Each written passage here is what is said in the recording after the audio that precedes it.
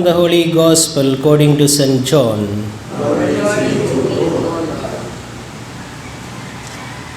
Jesus said to his disciples, I tell you most solemnly, you will be weeping and wailing, while the world will rejoice.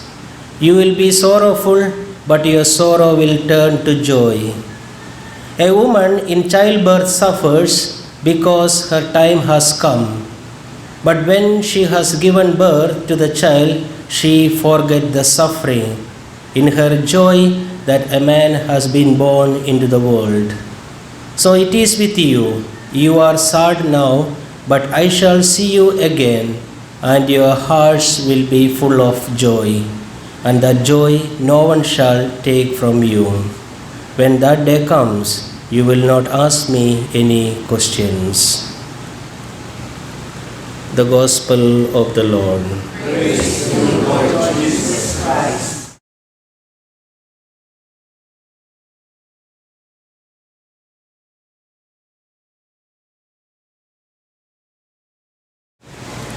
My dear brothers and sisters, Jesus is very real, especially when he talks to his people, when he talks to his disciples about reality. And today in the Gospel, I can't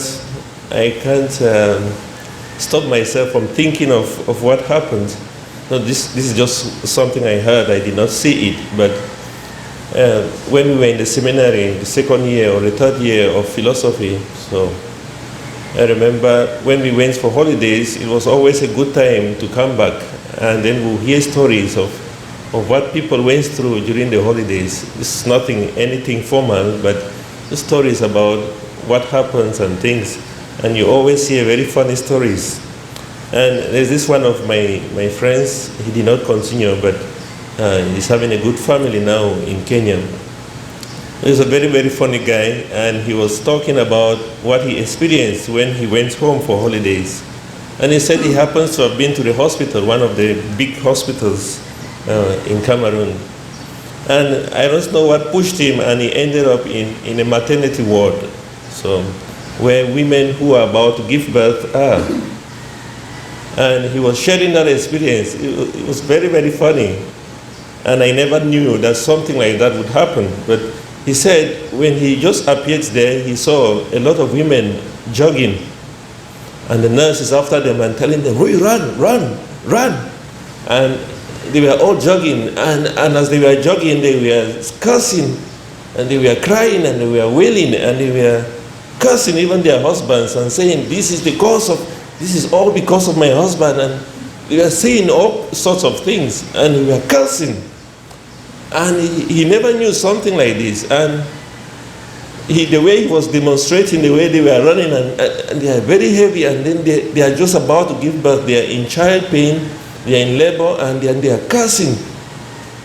And he said maybe that is why they always keep the husbands outside, because during the time of child labor, when the woman is in labor, if she meets the husband, he could really be very bitter towards the husband, because it's like the husband is the cause of the pain that she's going through. But after that, and they were all saying, and the nurse would be asking them, "Are you going to give birth again? Are you going to get pregnant?" And they would say, "No, never. I will never get pregnant." It was very funny the way, when I picture what he was doing when he was demonstrating all this. But at that time, it's so painful that women will feel they would never want to get pregnant again. They will never want to have a child again. But then, after a child is born, everything completely changes. The pain suddenly disappears, and everything is eaten up by the joy of the newborn child. And this is what Jesus talks about in the Gospel of today. That's why I say I could not stop myself from thinking about what my friend was talking about, and his story. And Jesus says that the difficulties we go through are like a woman in childbirth, about to give birth, and the pains are very strong. The pains are unbearable. At times, even what we go through, we feel is unbearable. How can this ever disappear? But then there is a moment that comes that you experience something, especially when you experience the presence of the Spirit of God, that brings joy, joy that the world cannot give you, the joy that comes only from the Spirit. Suddenly, everything disappears. Suddenly, the pain is completely forgotten. That you are even ready to take in again and have more children. It's not because of the pain, but because of the joy that comes from the Holy Spirit, the joy that can only be given by the Holy Spirit. And today, just before I forget, let us remember that we're starting the novena to the Holy Spirit. And it's important that yesterday supposedly Ascension. We were supposed to celebrate Ascension yesterday. In other countries, like in Africa, in Nigeria, Cameroon, they celebrated yesterday. And then there is 10 days of preparing for Pentecost. Remember when Jesus told the apostles, you must wait in Jerusalem and make sure you receive the Holy Spirit before you go out. And then for these 10 days, they were all asking the coming of the Holy Spirit. So please, just try to make this novena to the Holy Spirit and pray for a particular intention. But then, when you even think of students here, like when they are preparing for their board exams, I've had an opportunity of praying over students or listening to their stories, or when they come for confession just before their board exams.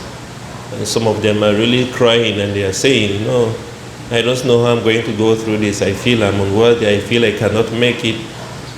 And they spend a lot of time preparing for these exams. Most of them would not even sleep. I've even had a funeral of a girl who died from stress of preparing for the board exams.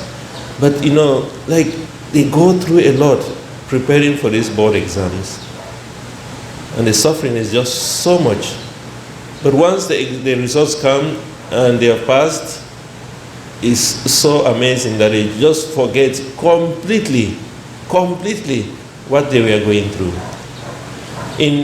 In Luke's Gospel, chapter 17, we know also the story of the 10 lepers who had suffered for almost all their lives as lepers. They were abandoned, they were rejected, they were left to die by themselves.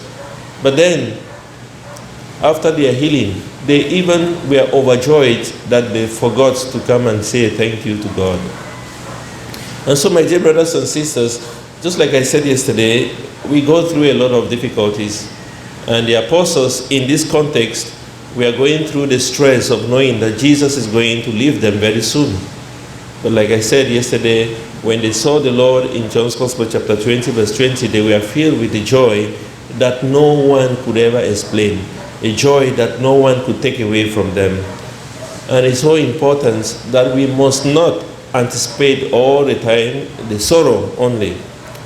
Like St. Paul's letter to the Colossians says that our eyes must be fixed on heaven, in the things of heaven, not on the things upon the earth, not on the suffering that we go through upon the earth. When we think about the saints, we think of somebody like Saint Bernadette, who experienced at the apparitions of Lourdes. And she suffered a lot before she died. Suffered a lot. But she was always smiling because she looked up, not to the things that are happening upon the earth, but upon the promise that she's been given. Think about the children of Fatima also, the trials, the difficulties that they had to go through. But their minds were not set on the things upon the earth, but on the things in heaven. And so, my dear brothers and sisters, St. James in his letter promises us, and he says in James chapter 1 verse 12, and he says that, blessed are those who are going to persevere, who will be patient and will remain faithful, especially during times of trial, during times of difficulties, that God is going to give them the crown that he has promised for those who believe and trust in him. And it is true that we go through difficulties, but we must be able to overlook that. Remember what Jesus says in the Beatitudes, blessed are those who go through all these difficulties, all because of the Son of Man. Be glad and rejoice, for your reward is great in heaven. And it is true that even though we go through the difficulties, we must keep our eyes focused upon the things that are in heaven. the things that God has promised us. That even though we were going to go through the cross, but we are also going to go through the resurrection. That even though we are going through sadness, that at the end of the tunnel, there will be light. And this light is going to take off the darkness. That the joy is going to take away the sadness. And therefore, let this be our consolation. Let this be our hope. That whenever we are going through difficulties, that we know that even in the midst of that, at the end of the tunnel, there is a light. And once that light comes, it takes away the darkness. Let us remain faithful to God, especially during moments of trials and difficulties.